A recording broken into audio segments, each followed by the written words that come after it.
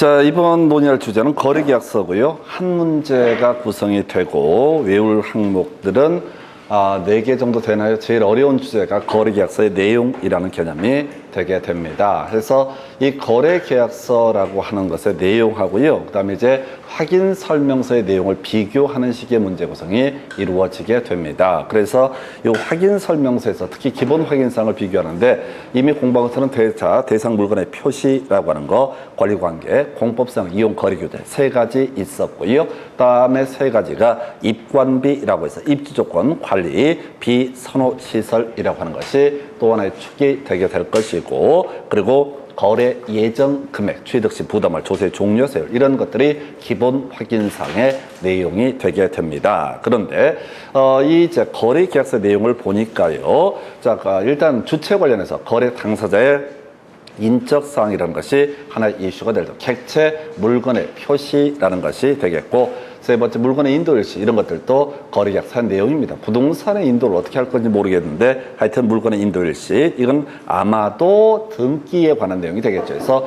소유권 이전 등기 언제 넘겨준다 이런 내용이 될 테고, 그 다음에 이제 제일 중요한 쟁점이 되는 게 권리 이전이라고 하는 거. 거래가 뭐냐 했을 때 권리의 이전을 의미하게 됩니다. 권리의 이전, 그리고 권리 이전에 대응하는 그 개념으로서 거래 금액이라고 하는 거 비교해 볼 것이, 앞에서 확인 설명서에는 거래 예정 금액이라는 표현을 썼었고요. 권리 이전과 대응해서 거래 금액이라는 용어를 쓰게 됩니다. 그리고 요걸로 이슈가 되는 게 조건, 기한. 우리 민법 공부할 때 하는 얘기죠. 장래 실현 가능성이 불확실한 것을 조건, 장래 실현 가능성이 확실한 것을 기한. 겁나 길게 돼 있을 때 뒤에 조건, 기한이 계약이 있다면 그 내용도 거래 계약서에 표시를 해라. 계약일을 쓰고요. 중요 쟁점 바로 중개대상물 확인 설명서의 교부 일자. 그래서 사실은 통계적으로 가장 많은 요 근래 답을 뽑고 있는 것이 바로 확인 설명서의 교부 일자. 이게 뭐냐면은 기업 공인중개사 또 소속 공인중개사가 확인 설명서 작성한 다음에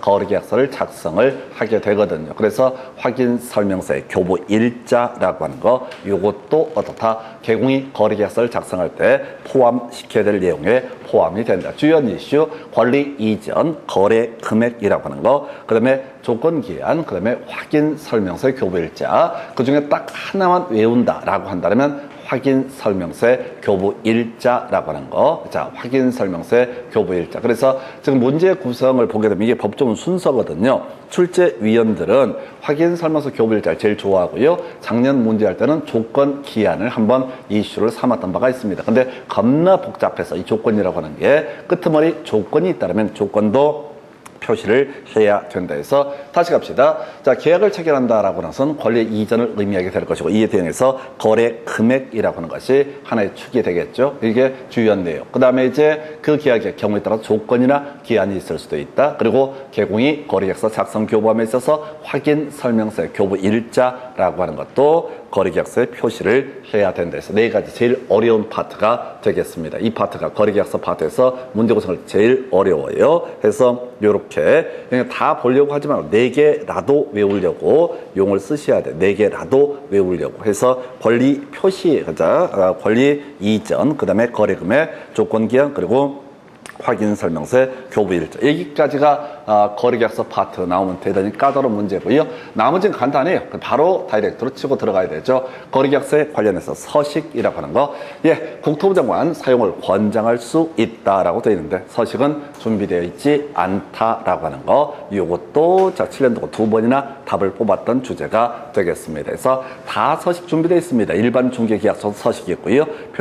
전속 중개계약서도 서식이 준비가 되어 있습니다. 그런데 바로 거래계약서는 따로 이 서식이 국토 공인중개사법에서 규정이 되어 있지 않다라고 하는 거. 이게 2번째 포인트. 3번째 서명 날인이라고 해서 일단은 서명 및 날인이 돼야 되겠죠. 서명 및 날인이 돼야 될 것이다. 그래서 거래계약서 확인 설명서 2가지 모두 다 서명 및 날인이 되게 된다라고 할 것. 서명 및 날인이 되게 된다라고 할 것. 자, 그래서 지금 이제 2가지가 나옵니다. 자, 전통적으로 가장 많이 나왔던 게 군사무소에서 중개가 완성됐을 때 분사무소 책임자가 어떻다 서명 및 날인을 해야 된다. 이게 전통적인 이슈 영역이 됐던 것이고요. 그리고 당연히 소속 공인중개사가 있으면 소속 공인중개사가 중개를 했을 때는 소속 공인중개사도 어떻다 서명 및 날인 제일 많이 뽑았었고요.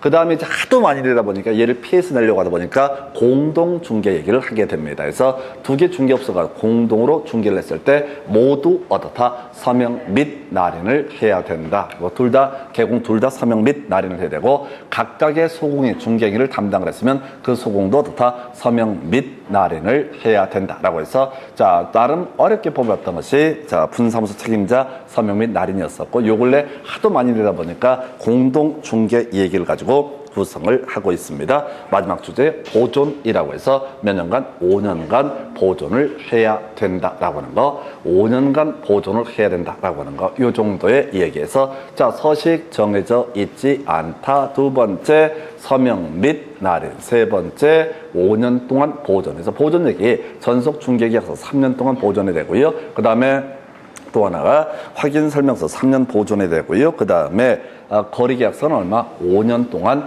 보존을 해야 된다라고 하는 거. 그리고 전체 묶어서 확인 설명서 교부도 거래계약서 교부도 누가 담당한다? 개업 공인중개사. 나중에 개공 소공 비교는 행정처분 얘기를 할 때 절대 소공이라고 하는 사람은 어떻다? 이것을 절대로 교부할 수 없다라고 이렇게 전제를 삼게 됩니다. 그래서 여러분 교재 132페이지 가서 다시 한번 부끄러운 시간을 갖도록 합니다. 그래서 132페이지 가서 보시게 되면은 개업 공인중개사에 대한 행정처분 중에서 업무 정지 사유 나와 있습니다. 3인전 확확 거거통 나와 있죠.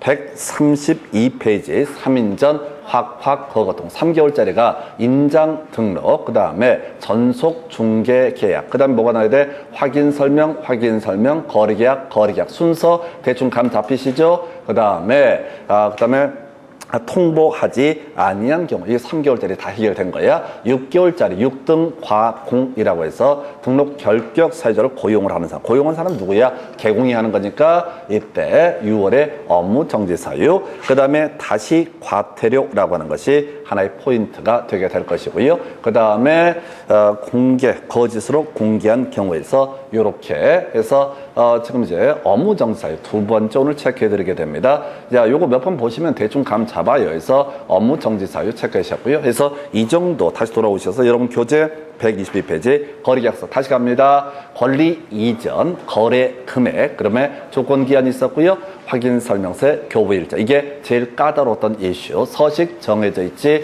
않다. 서명 및 날인에서 공동중개 공동서명 날인 그 다음에 분사무소 책임자 서명 및 날인이라고 하는 거 마지막 이슈가 되는 게 보존 몇 년? 5년 동안이라고 하는 거. 이 정도가 거래 계약서에 관한 내용이 되게 됩니다.